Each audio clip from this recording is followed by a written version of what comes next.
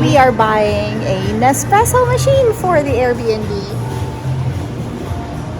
here in Cebu. And she's gonna give us a demo and free coffee. First, We have this Ivy. one, yeah, we're gonna put some milk here. Another one for... So this is the maximum level. This is for one pod, two no, pod. yes. And this one, you have two options. If you want hot, one press lang. But if you want cold to maintain, like you can sarap ang imong milk to maintain the temperature of the milk, and you want some iced coffee, Long just press. do like that. Long press. Long press, blue color to keep the coldness of the milk. Then once it's done, it's gonna be like this. Balik sa normal na lights. So ready na. That's it lang. Mag-clean sa ni here lang. Wipe diri. Dili pwede mabasa. So this is also dili Wipe. pwede. Yeah. Kani syempre dili pwede mabasa diri. Kaya mag-ground. Diba machine? Okay.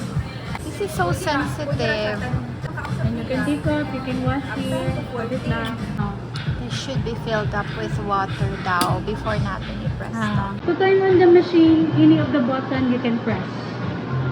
Okay, one, it's blinking, meaning to say it's reheating, restarting of the machine. While it's blinking, we can't use the machine. Sugar first para mag-melt siya. The purpose of this to blend the froth and the milk inside of it. Preparation itself is an experience. Then, if you want to make a cappuccino, latte macchiato, iced coffee, so the bitterness is the coffee is still there, you're gonna use the espresso shots. This one, this is Before pressing. espresso shots, 40 ml. For espresso shot.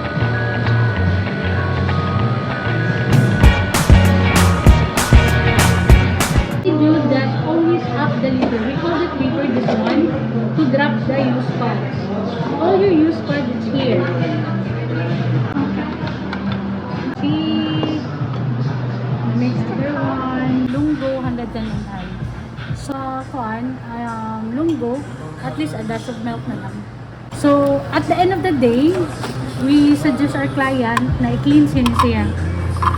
We have recycling bag. You can put your used pads with sustainability program. Instead of throwing it, you can return with us. Then do we get discounts or something if we return? There's no benefit of returning sometimes, it. ma'am, ang katong tagaan, which is Negrenses Volunteer for Change, that's foundation for kids. Manghatag siya sila. Muna i-give sa client.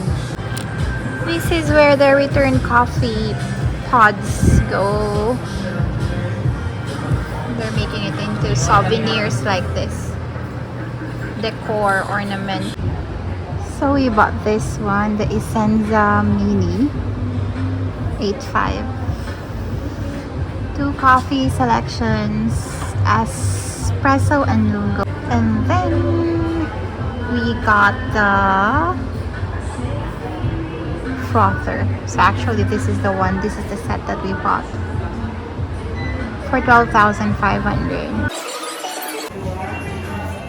So many thoughts running through my head right now. Is this a worthy purchase or not? I'll give you a review after maybe like a month or two.